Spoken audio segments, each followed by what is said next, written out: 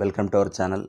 TET సైకాలజీకి సంబంధించినటువంటి అతి ముఖ్యమైనటువంటి బిట్లపై వీడియోలు చేయడం జరిగింది.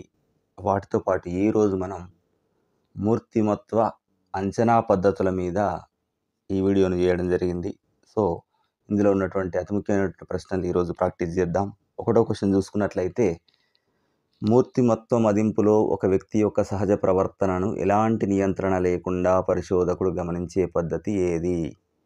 ఇక్కడ ఈ వ్యక్తిత్వ మదింపు లేదా మూర్తిమత్వ మదింపు అనే దాంట్లో ఒక వ్యక్తి యొక్క సహజ ప్రవర్తనను ఎలాంటి నియంత్రణ లేకుండా పరిశోధకుడు గమనించడం అంటుండు. ఏ ఆత్మకథా పద్ధతి, బి అంచనా పద్ధతి, సి నియంత్రిత పరిశీలన, డి అనియంత్రిత ఆర్ సహజ పరిశీలన. సో ఆన్సర్ ఈజ్ డి అనియంత్రిత ఆర్ సహజ పరిశీలన అంటున్నాం. సో ఇక్కడ అనియంత్రిత పరిశీలన లోపల పరిశోధకుడు వ్యక్తిని అతని సహజ వాతావరణం లోపల ఎలాంటి జోక్యం లేకుండా గమనించడం జరుగుతుంది. దీనివల్ల ఏం జరుగుతుందంటే వాస్తవ ప్రవర్తనా లక్షణాలను మనం అంచనా వేసేటువంటి అవకాశం ఉంటుంది. క్వశ్చన్ నెంబర్ 2 తీసుకున్నట్లయితే, పరిశీలనా పద్ధతిలో అంతర్లీనంగా ఉండేటువంటి సమస్య లేదా లోపం ఏది? పరిశీలనా పద్ధతిలో అంతర్లీనంగా ఉండేటువంటి లోపం ఏమిటి? స్కోరింగ్ ఆత్మాశ్రయం అంటే సబ్జెక్టివిటీ ఇన్ స్కోరింగ్, తక్కువ విశ్వసనీయత, పరిశోధకుడి పక్షపాతం, అబ్జర్వర్ బయాస్, ప్రతిస్పందనల అస్థిరత. సో ఆన్సర్ కామెంట్ చేయండి. So answer is C. Answer is C. అంటే పరిశోధకుడి యొక్క పక్షపాతం అనేది ఇక్కడ పరిశీలనా పద్ధతి లోపల ఉంటుంది. ఎలాగంటే పరిశోధకుడు తన వ్యక్తిగత అభిప్రాయాలు లేదా అంచనాల ఆధారంగా ఫలితాలను నమోదు చేసేటువంటి అవకాశం ఉంటుంది.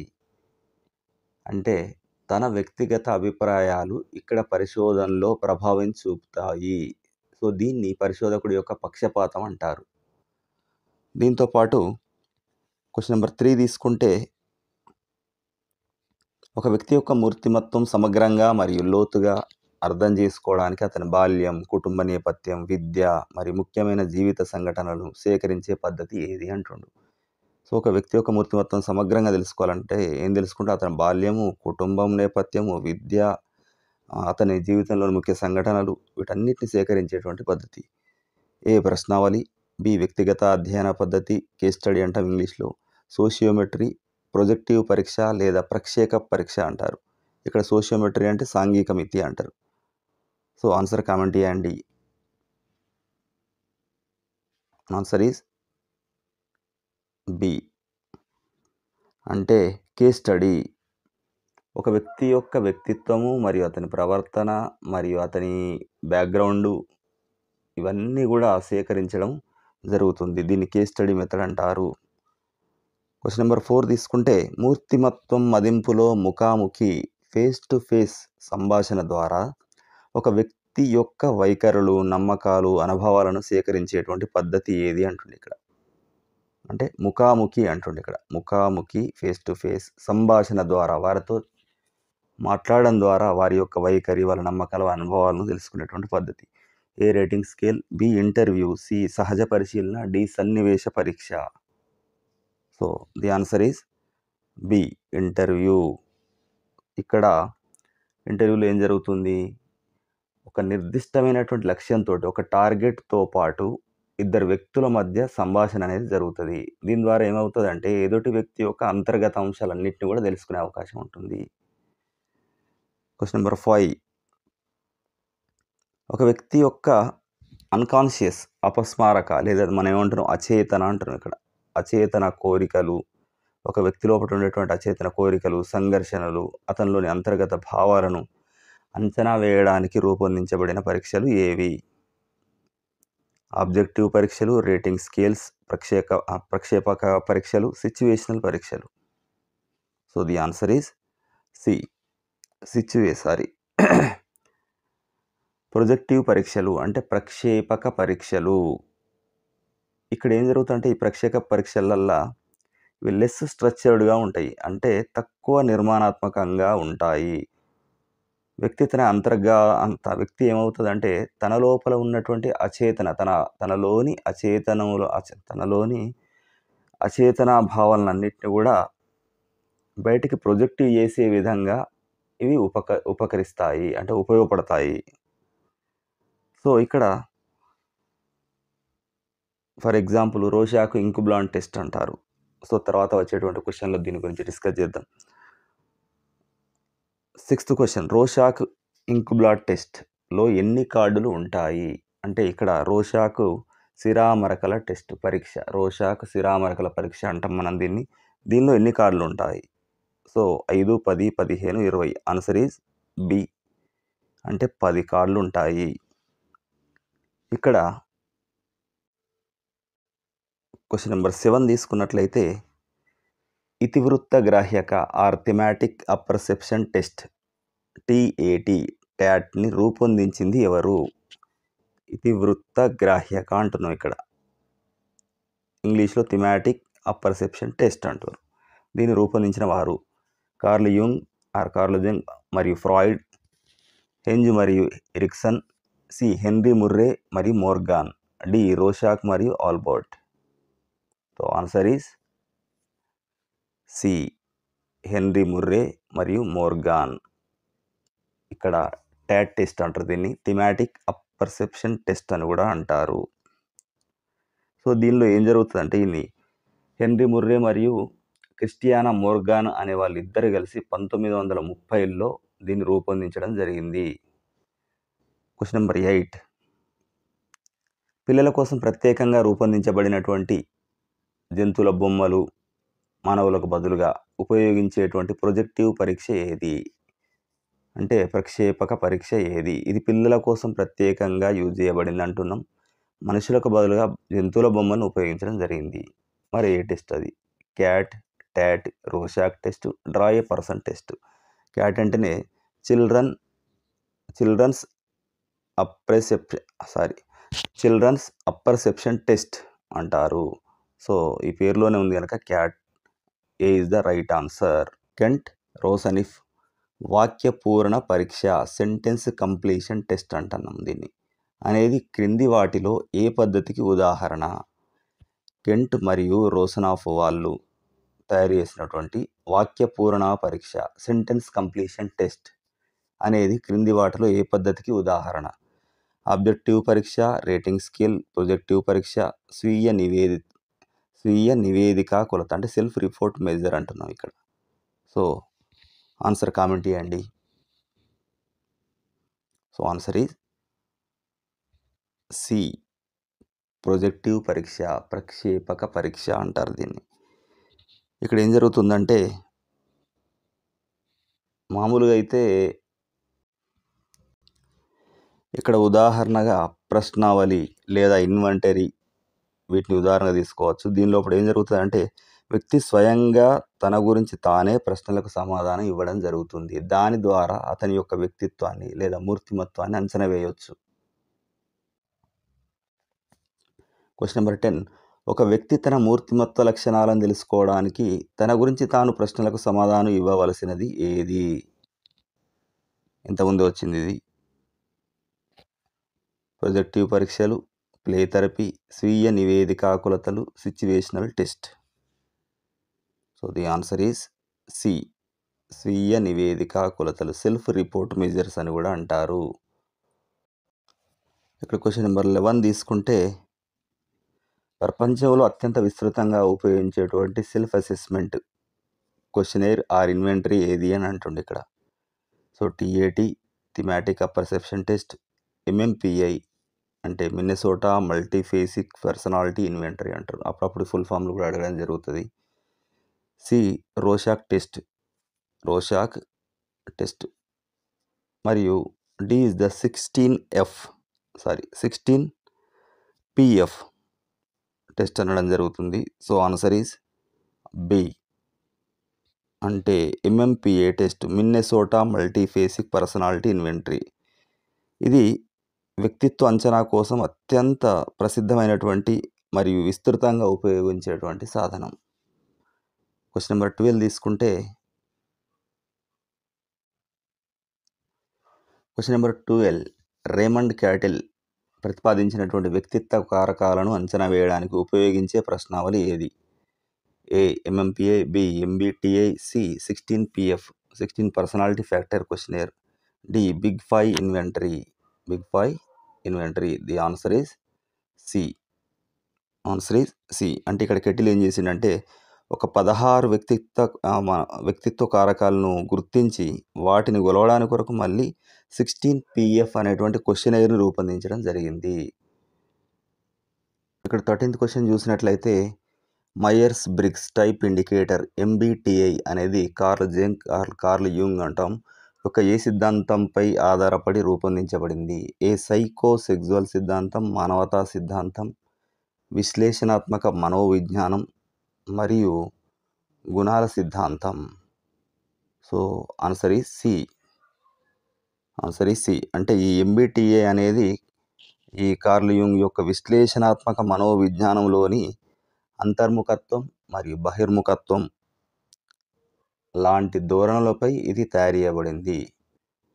క్వశ్చన్ నెంబర్ 14 తీసుకుంటే ఒక సమూహంలోని వ్యక్తుల మధ్య ఉన్న సంబంధాల నమూనాను అధ్యయనం చేయడానికి ఉపయోగించే పద్ధతి ఏది? ఒక సమూహంలోని వ్యక్తుల మధ్య ఉన్న సంబంధాలను అంటే ప్యాటర్న్ ఆఫ్ రిలేషన్షిప్ని అధ్యయనం చేయడం జరుగుతుంది. ఒక సమూహం లోపల లేదా సమాజం లోపల ఉన్నటువంటి వ్యక్తుల మధ్య సంబంధాలని. ఏ. Rating scale, B. అంచనా జాబితా చెక్ లిస్ట్ అంటారు, సి. సాంఘిక మితి sociometry, D. Interview. So the answer is C. అంటే సాంఘిక మితి. ఇక్కడ సాంఘిక మితిలో ఏం జరుగుతుందంటే సమూహంలోని వ్యక్తుల మధ్య ఇష్టాలు, అయిష్టాలు, స్వీకరణ, తిరస్కరణ ఇట్లాంటి వాటి సామాజిక సంబంధాలను కొలవడానికి ఉపయోగించేటువంటి పద్ధతి అని అంటారు. దీన్ని సాంఘిక మితి అంటారు. అంటే ఒక సమూహంలో ఉన్నటువంటి వ్యక్తుల మధ్య ఉండేటువంటి సంబంధాల ఆధారంగా వారి వ్యక్తిత్వాన్ని లేదా మూర్తిమత్వాన్ని అంచనా వేయడం జరుగుతుంది. క్వశ్చన్ నెంబర్ 15 తీసుకుంటే హాలో ఎఫెక్ట్ అంటే ఏమిటి? ఒక వ్యక్తి గురించి సరైన అభిప్రాయం ఏర్పడటం, ఒక వ్యక్తి యొక్క ఒక మంచి లక్షణం ఆధారంగా అతనిలోని అన్ని లక్షణాలను సానుకూలంగా అంచనా వేయటం, ఒక వ్యక్తి యొక్క ఒక చెడు లక్షణం ఆధారంగా అతనిలోని అన్ని లక్షణాలను ప్రతికూలంగా అంచనా వేయటం పైవేవి కాదు. So the answer is B. ఇక్కడ ఏమవుతుందంటే హాలో ఎఫెక్ట్ అంటే ఫర్ ఎగ్జాంపుల్ ఒక వ్యక్తి అందంగా ఉన్నాడు అనుకోరి. సో అందంగా ఉండడం వల్ల అతని ఇతర లక్షణాలైనటువంటి ఆయన తెలివితేటలు కానీ ఆయన నిజాయితీ కూడా అంతే బాగుంటాయని అంచనా వేయడం. ఇది రేటింగ్ స్కేల్లోని లోపం అన్నట్టు. అంటే ఒక వ్యక్తిని చూడగానే ఆయన అందంగా ఉన్నంత మాత్రాన ఆయన తెలివితేటలు అలాగే ఉంటాయని అనుకోవద్దు. కానీ ఇక్కడ అనుకోవడం జరుగుతుంది. సో దీన్నే మనం హాలో ఎఫెక్ట్ అంటాం. సో ఇక్కడ రేటింగ్ స్కేల్లో ఆయన రేటింగ్ చేసేటప్పుడు కూడా ఏమవుతుందంటే అంతకుముందే పరిచయం ఉన్నటువంటి వ్యక్తి మీద ఒక అభిప్రాయం ఉంటుంది. దానివల్ల ఇక్కడ రాంగ్ రేటింగ్ అనేది ఇవ్వడం కూడా జరుగుతుంది. దీన్ని హాలో ఎఫెక్ట్ అంటారు. ఇంకొకటి క్వశ్చన్ నెంబర్ 16 తీసుకున్నట్లయితే నిర్దిష్ట పద్ధతిని సృష్టించి ఆ పరిస్థితిలో వ్యక్తి యొక్క ప్రవర్తనను పరిశీలించే పద్ధతి అంటుండే. ఇక్కడ ఒక నిర్దిష్ట పద్ధతిని సృష్టించడం జరుగుతుంది. అటువంటి పరిస్థితుల్లో వ్యక్తి ఏ విధంగా ప్రవర్తిస్తుండు అని పరిశీలించడం జరుగుతుంది. మరి దీన్ని ఏ పద్ధతి అంటారు అంటుండు. ఇంటర్వ్యూ, ఆత్మకథా పద్ధతి, సన్నివేశ పరీక్ష, సిచ్యువేషనల్ టెస్ట్, డి. ప్రశ్నావళి. సో చూడగానే తెలుస్తుంది కనుక ఒక సన్నివేశాన్ని సృష్టించడం జరుగుతుంది. మరి ఆ సన్నివేశంలో ఆయన ఎట్లా ప్రవర్తిస్తాడు అనేది చూడడం జరుగుతుంది కనుక సి ఈజ్ ద సన్నివేశ పరీక్ష, సిచ్యువేషనల్ టెస్ట్ అనడం జరుగుతుంది. ఇక మరి దీన్ని తీసుకున్నట్లయితే ఇక్కడ దీన్ని సిచ్యువేషన్ టెస్ట్లో ఏం జరుగుతుందంటే ఒక వ్యక్తి యొక్క ప్రవర్తనని అంచనా వేయడానికి అంటే ఫర్ ఎగ్జాంపుల్ ఒక ఒత్తిడితో కూడినటువంటి ఒక టాస్క్ ఇవ్వడం జరుగుతుంది. మరి అట్లాంటి ఒత్తిడిలో ఆయన ఎట్లా ప్రవర్తిస్తుండో అనేది మెజర్ చేయడం జరుగుతుంది. సో ఇది నిర్దిష్ట సన్నివేశ పరీక్ష అంటారు. క్వశ్చన్ నెంబర్ 17 తీసుకుంటే వ్యక్తిత్వ మదింపులో ఒక ఉపాధ్యాయుడు విద్యార్థుల ప్రవర్తనను రోజువారీగా నమోదు చేసే పద్ధతి ఏది అంటున్నాడు. వ్యక్తిత్వ మదింపు లోపట అంటే మూర్తిమత్వ మదింపు లోపట ఒక టీచరు స్టూడెంట్స్ యొక్క ప్రవర్తనను రోజువారీగా నమోదు చేసే పద్ధతి. రేటింగ్ స్కేల్, అంచనా జాబితా, సంచిత రికార్డు, క్యుములేటివ్ రికార్డ్ అంటారు దీన్ని. డి సంఘటన రచనా పద్ధతి. So D is the right answer. సంఘటన రచనా పద్ధతి అనడం జరుగుతుంది. ఇక్కడ ఏం జరుగుతుందంటే విద్యార్థి యొక్క అతి ముఖ్యమైనటువంటి సంఘటనలను ఉపాధ్యాయులు గమనించి రాసేటువంటి ఒక రిపోర్ట్ అన్నట్టు ఇది. సో దీంతోపాటు క్వశ్చన్ నెంబర్ 17 తీసుకుంటే ఒక పరీక్ష లేదా మదింపు సాధనం స్థిరంగా పదే పదే ఒకే విధమైన ఫలితాలను ఇచ్చినట్లయితే దాన్ని ఏమంటారు? ఒక పరీక్ష పెట్టడం జరిగింది, లేదా ఒక టెస్ట్ అసెస్మెంట్ తీసుకోవడం జరిగింది. దాని సాధనం స్థిరంగా అంటే ఎప్పుడు చూసినా ఒకే రకమైనటువంటి రిజల్ట్ ఇస్తే దానికి ఆ పరీక్షకి ఉన్నటువంటి లక్షణం ఏంటి అని అడుగుతుంది. ప్రామాణికత, వ్యాలిడిటీ, లక్ష్యం, ఆబ్జెక్టివిటీ, విశ్వసనీయత, రిలయబిలిటీ, ప్రమాణం, నామ్.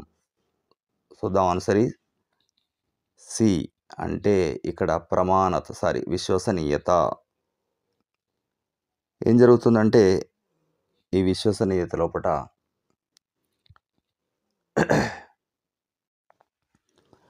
ఇక్కడ ఒక టెస్ట్ లేకపోతే మదింపు సాధనం ఒకే వ్యక్తిపై వివిధ సందర్భాల్లో ఉపయోగించినా కూడా ఒకటే రకమైన ఫలితాలు వచ్చినట్టయితే దానికి విశ్వసనీయత ఎక్కువ ఉన్నట్టు లెక్క. సో క్వశ్చన్ నెంబర్ 19 తీసుకుంటే ఒక పరీక్ష అది కొలవాలని ఉద్దేశించిన లక్ష్యాన్ని సరిగ్గా కొలిచినట్లయితే ఆ పరీక్షకి ఏ లక్షణం ఉన్నట్లు? ఏదైతే కొలవాలనుకుంటుందో అంటే ఏదైతే మనం మెజర్ చేయాలనుకుంటున్నో పరీక్ష ద్వారా సరిగ్గా అదే మెజర్ కనుక చేసినట్లయితే దానికి ఏమున్నట్టు? ప్రమాణం, సరైన ప్రమాణం ఉందా, ప్రామాణికత ఉందా, విశ్వసనీయత ఉందా, లేదా ఆచరణాత్మకత ఉందా? So the answer is B. ప్రామాణికత, వ్యాలిడిటీ ఉన్నటువంటిది. దీన్ని ఏమంటారు? ప్రామాణికత అంటారు. అంటే దేనికైతే ఈ పరీక్ష ఉద్దేశించబడిందో దాన్నే గనక కొలిచినట్లయితే దాన్ని ప్రామాణికత ఉన్నట్టు అని చెప్పడం జరుగుతుంది. క్వశ్చన్ నెంబర్ 20 తీసుకుంటే ఒక వ్యక్తిత్వ పరీక్ష యొక్క స్కోరింగ్ లేదా వివరణ పరిశోధకుడి యొక్క వ్యక్తిగత అభిప్రాయాల ప్రభావం లేకుండా అందరికీ ఒకే విధంగా ఉంటే దాన్ని ఏమంటారు? అంటే ఒక పరీక్ష పెట్టడం జరిగింది, దానికి వచ్చినటువంటి స్కోరు ఎవరైతే దాన్ని టెస్ట్ నిర్వహించారో ఆ పరిశోధకుడి యొక్క వ్యక్తిగత అభిప్రాయాల ప్రభావం లేకుండా అంటే తన సొంత అభిప్రాయాలు లేకుండా అందరికీ ఒకే విధంగా స్కోరింగ్ వచ్చినట్లయితే అంటే వ్యక్తిగత అభిప్రాయ ప్రభావాలు అనేది ఇక లేదు కనుక దాన్ని ఏమంటారు? ఆత్మాశ్రయం, లక్ష్యం, విశ్వసనీయత, ప్రామాణికత. Answer is B. బి అంటే ఇక్కడ లక్ష్యం. అంటే ఆ పరీక్ష లక్ష్యాత్మకంగా ఉంది, ఆబ్జెక్టివిటీ ఉన్నది అని చెప్తారు. అంటే ఇక్కడ ఎక్కడ కూడా ఆ పరీక్ష పెట్టినటువంటి పరిశోధకుడు ఎవరైతే ఉన్నారో ఆయన యొక్క వ్యక్తిగత పక్షపాతం అనేది ఇక్కడ లేదు. ఇట్లాంటి పరీక్షలు తీసుకుంటే ప్రక్షేపక పరీక్షలు అనేటివి ఉంటాయి. ఏది? రోషాకు ఇంక్ బ్లాండ్ టెస్ట్ అనేది. ఇట్లాంటి పరీక్షలు తక్కువ లక్ష్యాన్ని కలిగి ఉంటాయి. మరి అదే ఆబ్జెక్టివ్ పరీక్షలు ఏముంటాయి? అధిక లక్ష్యాన్ని కలిగి ఉంటాయి. సో క్వశ్చన్ నెంబర్ 21 తీసుకుంటే వ్యక్తిత్వ మదింపును నిర్వహించేటువంటి మరియు స్కోర్ చేసే విధానాలు స్పష్టంగా ముందుగా నిర్ణయించబడి ఉంటే ఆ పరీక్షను ఏమంటారు?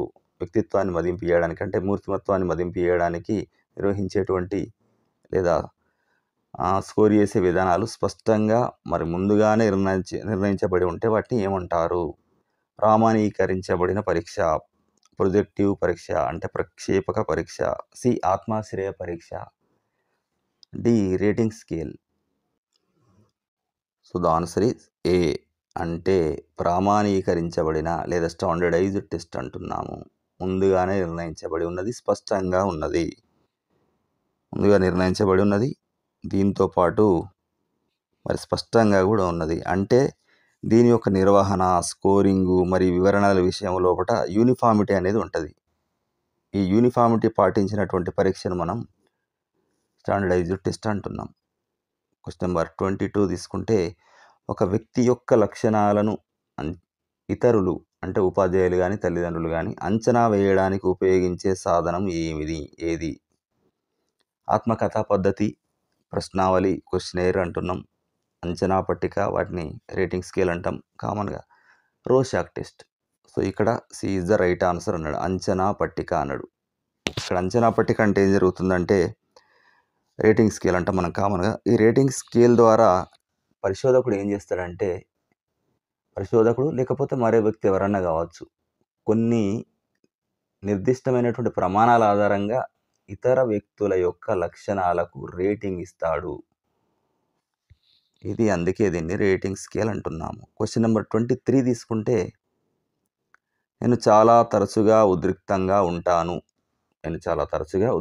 ఉంటాను వంటి 550 అంశాలు కలిగినటువంటి మరియు నిజము, అబద్ధము చెప్పలేను. అంటే సత్యము, అసత్యము చెప్పలేను. ఇట్లా సమాధానం ఇయ్యాల్సినటువంటి పరీక్ష ఉంటుంది. మరి దానిలో కూడా ఏముంటుంది? క్వెషన్ ఏంటి? నేను చాలా తరచుగా ఉద్రిక్తంగా ఉంటానని. దీనిలో ఈ పరీక్షలో ఏమున్నాయి? 550 అంశాలు కలిగి ఉన్నవి. 550 అంశాలు కలిగి ఉండడం జరిగింది. సో, దీన్ని 16 PF, MMPI, TAT, CAT అంటారు. దీనిలో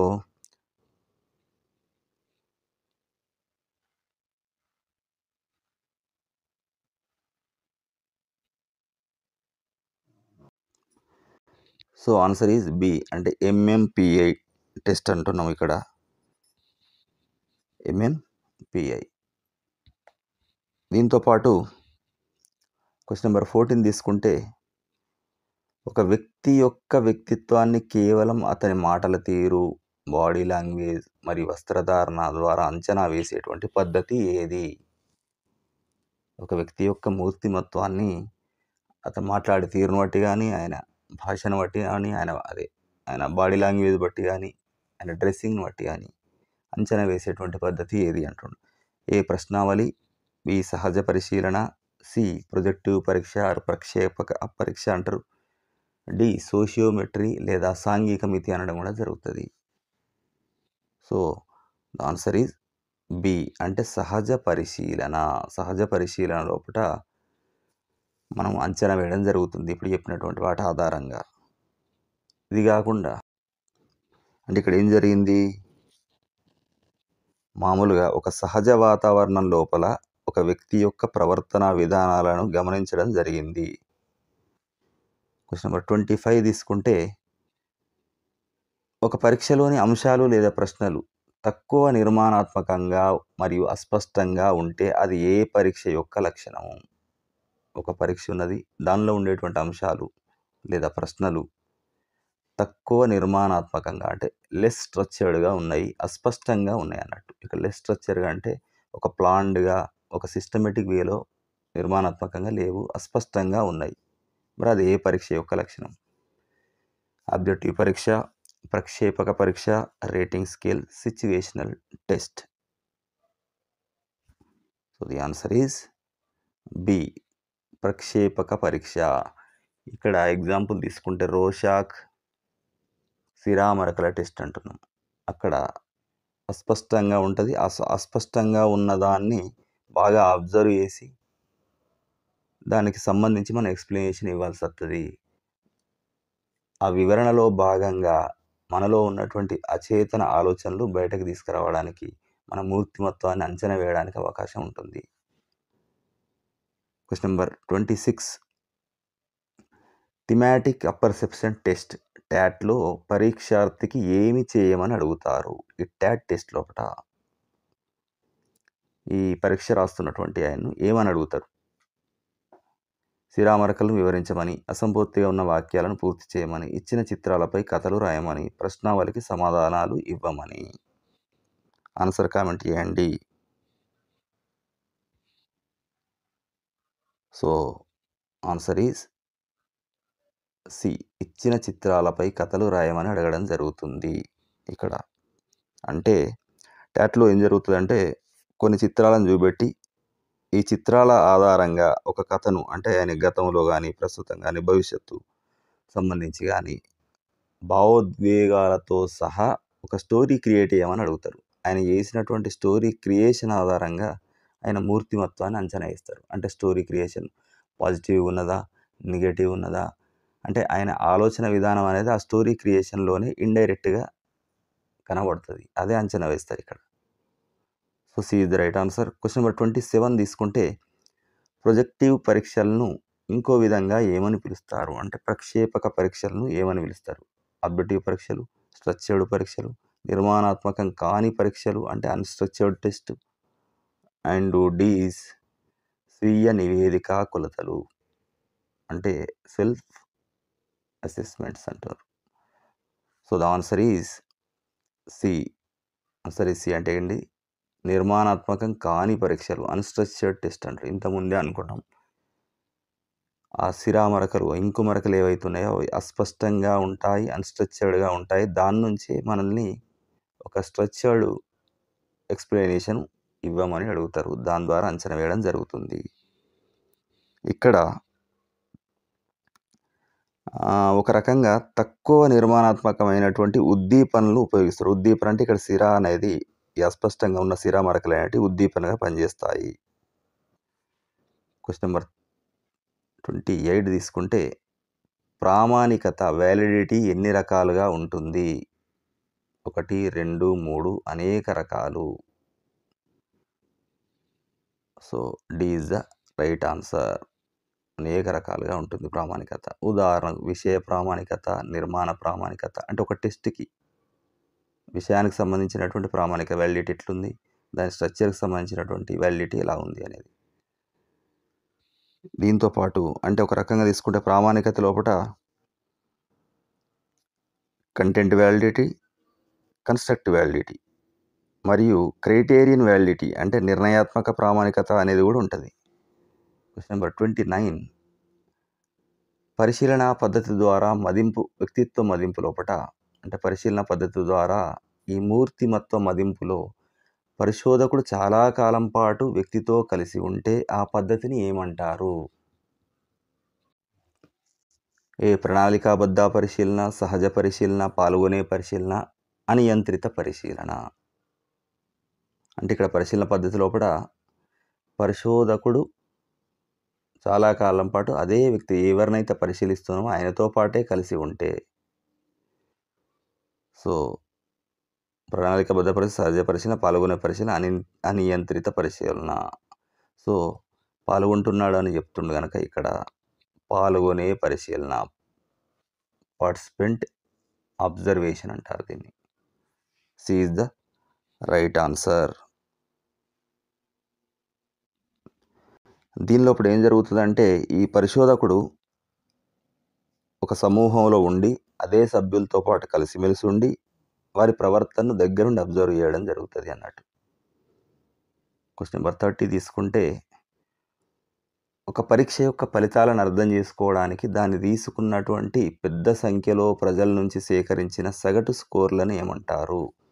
ఫలితాలను అర్థం చేసుకోవడానికి పెద్ద సంఖ్యలో ప్రజల నుంచి సేకరించినటువంటి సగటు స్కోర్లను ఏమంటారు? స్కోర్‌ని. ప్రామాణికత, విశ్వసనీయత, ప్రమాణాలు, సంభావ్యత. So, the answer is C. ప్రమాణాలు అంటున్నాం ఇక్కడ. Answer is C. అంటే ఈ కొన్ని నామ్స్ ప్రకారము పెద్ద సంఖ్యలో ప్రజల నుంచి సేకరించడం జరుగుతుంది. ఫర్ ఎగ్జాంపుల్ ఒక పరీక్ష లోపట ఒక నిర్దిష్ట సమూహాన్ని తీసుకోవాలి. అంటే ఒక గ్రూపుని తీసుకోవాలి. ఏ గ్రూప్‌ని తీసుకుంటాం? ఏజ్ వైజ్ గ్రూప్ తీసుకుంటారా? జెండర్ వైజ్ గ్రూప్ తీసుకుంటారా? చేసుకొని వాళ్ళ నుంచి వచ్చినటువంటి సగటు స్కోర్‌ని ఇక్కడ సూచించడం జరుగుతదన్నట్టు. క్వెషన్ నంబర్ 31 ప్రొజెక్టివ్ పరీక్షల్లో అంటే ప్రక్షేపక పరీక్షల్లో పరీక్షార్థి ఇచ్చేటువంటి ప్రతిస్పందనలు ఎలా ఉంటాయని భావిస్తున్నారు? ఈ ప్రక్షేపక పరీక్షల లోపల ఈ పరీక్ష రాసేటువంటి పరీక్షార్థి ఇచ్చేటువంటి రెస్పాన్సెస్ ఎలా ఉంటాయి? కేవలం జ్ఞానాత్మక అంశాలు ఉంటాయి. అంటే ఇది రోషాకు సిరా మరకల్ టెస్ట్‌ని ఎగ్జాంపుల్ తీసుకోండి. దాన్ని మైండ్‌లో పెట్టుకొని ఆన్సర్ చేయడానికి ట్రై చేయండి. కేవలం జ్ఞానాత్మక అంశాలను సూచిస్తాయి. కేవలం సామాజికంగా ఆమోదయోగ్యమైన అంశాలను సూచిస్తాయి. వ్యక్తిత్వంలోని ముఖ్యమైన అంశాలను, అచేతనంలో ఉన్నటువంటి వాటిని వెల్లడిస్తాయి. సరైన లేదా తప్పు సమాధానాలుగా ఉంటాయి. సో, ఆన్సర్ కామెంట్ చేయండి.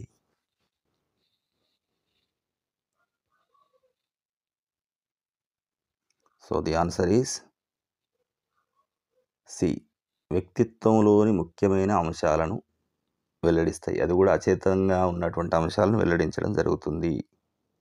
అంటే మనకు తెలవకుండానే ఈ పరీక్ష యొక్క ప్రధాన లక్ష్యం ఏందంటే, మన అచేతనములో, మన స్పృహలో లేనటువంటి వ్యక్తిత్వ అంశాలను బయటకు తీసుకురావడమే ఈ ఈ ప్రక్షేపక పరీక్షల్లో అతి ముఖ్యమైనటువంటి పని. So, C is the right answer. Question number 32 తీసుకుంటే, ఒక వ్యక్తి యొక్క వ్యక్తిత్వ అంచనా లోపట అంటే మూర్తిమత్వ అంచనాలో రేటింగ్ స్కేల్‌లో తరచుగా కనిపించేటువంటి లోపం ఏది? సో, ఈ రేటింగ్ స్కేల్ లోపట జనరల్‌గా కనిపించేటువంటి లోపం ఏంటి అంటుండు. ఆత్మకథా లోపం, సెంట్రల్ టెండెన్సీ లోపం, అపస్మారక లోపం, అనుభూతి లోపం అంటారు ఇక్కడ. So, the answer is B. Answer is B. Central tendency లోపం అనడం జరుగుతుంది. సెంట్రల్ టెండెన్సీ లోపం అంటే అంచనా వేసేటువంటి వ్యక్తి ఎవరైతే ఉన్నారో జనరల్‌గా అయితే అత్యంత రేటింగ్ ఇవ్వడు, లేకపోతే అత్యల్ప రేటింగ్ ఇయ్యడు. మధ్యస్థంగా సగటు రేటింగ్ ఇవ్వడం అనేది కామన్‌గా జరుగుతుంది. ఇదే దీని యొక్క లోపం. Question number 33. ఒక ఉపాధ్యాయుడు విద్యార్థిని ఆట స్థలంలో ఇతరులతో అతను ఎలా సంభాషిస్తున్నాడో గమనించి ఒక రిపోర్ట్ రాశాడు. ఇది ఏ రకమైన మదింపు పద్ధతి? ఒక ఉపాధ్యాయుడు ఒక విద్యార్థి గ్రౌండ్‌లో ఆడుకుంటుంటే, ఆ పిల్లాడు ఎట్లా ఇతరులతో సంభాషిస్తుండు, ఏం చేస్తుండు అనేది గమనించి ఒక రిపోర్ట్ ఇచ్చిండు. దాన్ని ఏమంటారు? ప్రశ్నావళి, సహజ పరిశీలన, రేటింగ్ స్కేల్, ఇంటర్వ్యూ. సో, ఈజీగానే తెలిసిపోతుంది. B is the right answer. సహజ పరిశీలన. ఇక్కడ ఉపాధ్యాయుడు సహజ వాతావరణం లోపట ఎలాంటి నియంత్రణ లేకుండా సహజంగా జరిపినటువంటి పరిశీలన. Question number 34. క్రింది వాటిలో ఏది ప్రక్షేపక పరీక్ష కాదు? ఏది ప్రొజెక్టివ్ టెస్ట్ కాదు? Thematic perception test, TAT, Rorschach ink blot test, 16 PF ప్రశ్నావళి, draw a person test. So, ఇక్కడ థీమాటిక్ పర్సెప్షన్ టెస్ట్ అంటే ఒక థీమ్ ప్రకారం ఒకటి చూపెట్టి దాన్ని థీమ్‌ని చెప్పమని అడగడం జరుగుతుంది. ఇక రోషాక్ సిరమరకలు ఇంతకుముందే అనుకున్నాం. డ్రా ఏ పర్సన్ టెస్ట్ కూడా ఒకటి డ్రా చేయమని చెప్పి దాని ద్వారా అతని లోపల ఉన్నటువంటి అతనిలో అచేతనంగా ఉన్నటువంటి భావాల్ని బయటకు తీసి దాని ఆధారంగా మూర్తిమత్వాన్ని అంచనా వేయడం జరుగుతుంది. సో, ఇక్కడ ప్రక్షేపక పరీక్ష కానిది ఏది అని అంటే 16 PF ప్రశ్నావళి. C is the answer. Question number 35 తీసుకుంటే, మూర్తిమత్వ అంచనా యొక్క ప్రధాన లక్ష్యం ఏంటి? అసలు ఈ మూర్తిమత్వాన్ని ఎందుకు అంచనా వేస్తారు? వ్యక్తిత్వ అంచనా దేనికి? ఒక వ్యక్తికి సర్టిఫికెట్ ఇవ్వడమా? వ్యక్తి యొక్క ప్రవర్తన అంచనా వేయడం మరి అర్థం చేసుకోవడమా? వ్యక్తి యొక్క గత అనుభవాలను తెలుసుకోవడమా? ఒక వ్యక్తి యొక్క ఐక్యూను కొలవడమా? So, the answer is B. అంటే వ్యక్తి యొక్క ప్రవర్తనను అంచనా వేయడం మరియు అర్థం చేసుకోవడం అంటున్నాం. ఇక్కడ ఏం జరుగుతుందంటే, ఈ మూర్తిమత్వ అంచనా యొక్క ప్రధాన ఉద్దేశం ఒక వ్యక్తి యొక్క విశిష్ట లక్షణాలు ఏమైనా ఉన్నాయా? మరి అతని ప్రవర్తించే తీరు ఎలాగుంది? మరియు అతని లోపల ప్రపంచాన్ని కూడా అర్థం చేసుకోగలగాలి. అతని అచేతనంగా ఉన్నటువంటి అతని లోపల ప్రపంచాన్ని కూడా అంచనా వేయడం, అతని భవిష్యత్తు ప్రవర్తనను అంచనా వేయడం, దీని ఆధారంగా అర్థం చేసుకోవడం. ఇది మూర్తిమత్వ అంచనా పద్ధతుల యొక్క ప్రధాన లక్ష్యం. B is the right answer. So, question number 36 తీసుకుంటే, ఏ రకమైన పరీక్షల్లో సరైన లేదా తప్పు ప్రతిస్పందనలు ఉండవని భావిస్తారు? ఎటువంటి పరీక్షల్లో రైట్ ఆర్ రాంగ్ ఆన్సర్స్ అనేటివి ఉండవు అని భావిస్తారు? ఆబ్జెక్టివ్ పరీక్షల్లో, ప్రామాణీకరించబడిన పరీక్షల్లో, ప్రొజెక్టివ్ పరీక్షల్లో, స్వీయ నివేదిక కొలతల్లో అంటే సెల్ఫ్ అసెస్మెంట్ పరీక్షలు, స్వీయ మదింపు పరీక్షలు అనుకుందాం. So the answer is C. Answer is C.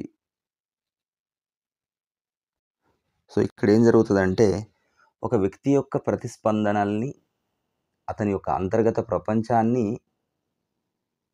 ఈ ప్రక్షేపక పరీక్షలు అనేటివి ప్రతిబింబించడం జరుగుతుంది. దీనివల్ల ఏం జరుగుతుందంటే అవి మరి సరైనవా లేదా తప్పా అని మాత్రం వర్గీకరించడానికి వీలు లేదు అని చెప్పడం జరుగుతుంది.